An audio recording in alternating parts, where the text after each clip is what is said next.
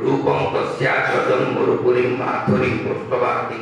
राधा कुंडम गिरिवरम अभो राधिका माधवाकन प्राप्तुं तस्य कृपया श्री गुरुं उन्नत। आज एक महत् तिथि भक्ति द्वैत माधव स्वयं महात्मा तिरुभाव तिथि। ये तिथि रे गोटे कविता लिखी ताकर आर्टिकल पढ़ी निजे मत एत भल लगे पढ़ी। प्रथम मोर गुरुपार्पण स्थित कृष्ण तीर्थ ब्रह्मचारी प्रभुंर अभय अशोक अभय चरण शरण पशि एवं अन्य महाराज टीका गोपीनाथ भक्ति पदुना महाराज अन्य कृष्णगण एवं दंडवत प्रणीत कविता पढ़ू। ये कविता केमी सुधा अंतिम काल आर्टिकल मुझे पढ़ी मत एत भल लगे आचरण पढ़ी मो प्राण पूरा विफुलित होता। मुझे प्रकृत में महात्मा जो मैंने आसती प्राणटा हृदयटा केमी से कौन लिखिछन से माने से जो जस्ट जय जय जय प्रभुपाद कृष्ण माधव गोस्वामी भक्त प्रवर समाज संस्कार विधिर आदर्श स्थापन कर मठ मंदिर आग्नेयगिरी तेजिया शक्ति भरी रखी तुम बाणी हृदय तर्के निभाई सेवा समृद्धि शीतलता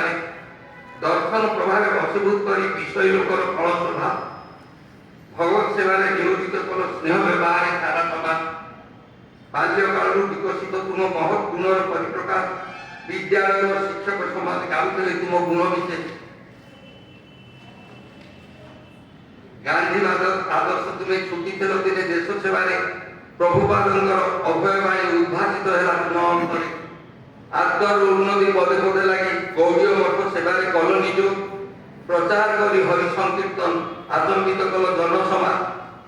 हीराचल धामे प्रभुपाद पीठे स्थापन कर गौड़ी मठ सतीर्थ गण तुमरी प्रशंसा करती हो गुणे आकृष्ट आगामी लंबित वेश देखी तुम विहोलित कर भक्तिर भाव असंभव कार्य कर संभव है गुरुनिष्ठ बोली रखी प्रभाव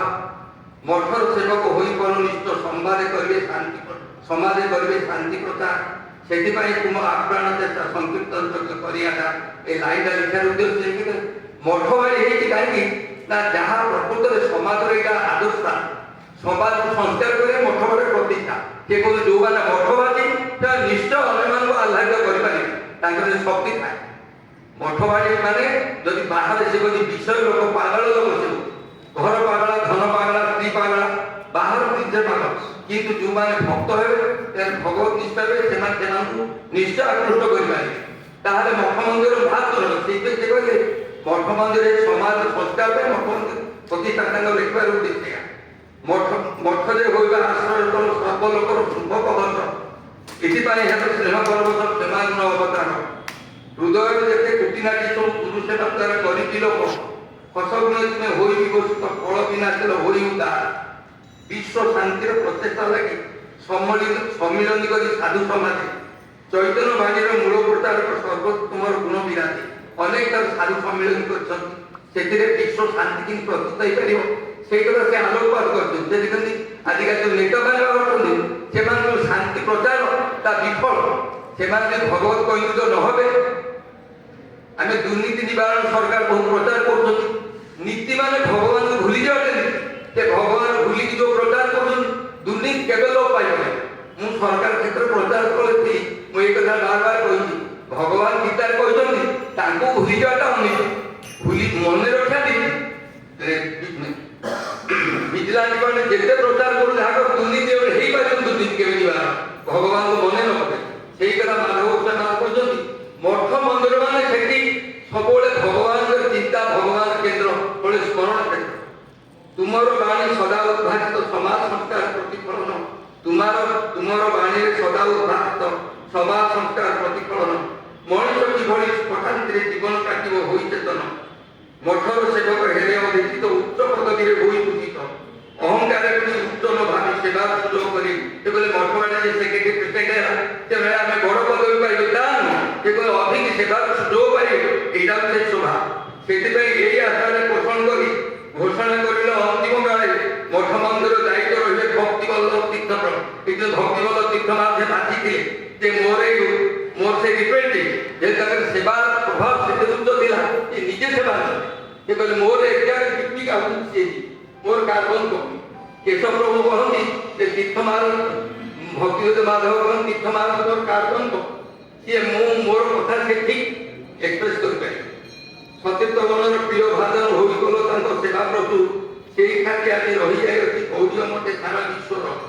भक्ति दैत नामटी सार्थक करियो तुमे भक्ति प्रचारी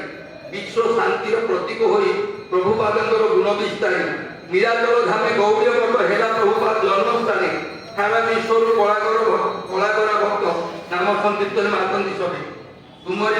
तुमरी आदर्श होई प्रभावित आसाम पंजाबे केशव प्रभु प्रचार करे होई एक निष्ठ किछि प्रभुपाद कीर्ति प्रभु प्रभुपाद श्रेष्ठ नामे होई ख्यात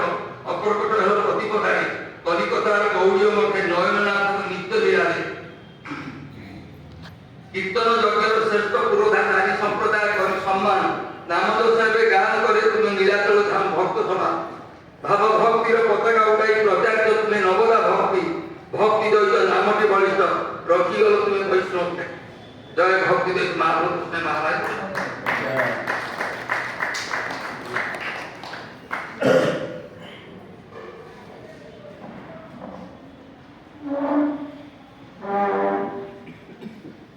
हरे कृष्णा शुरू হবে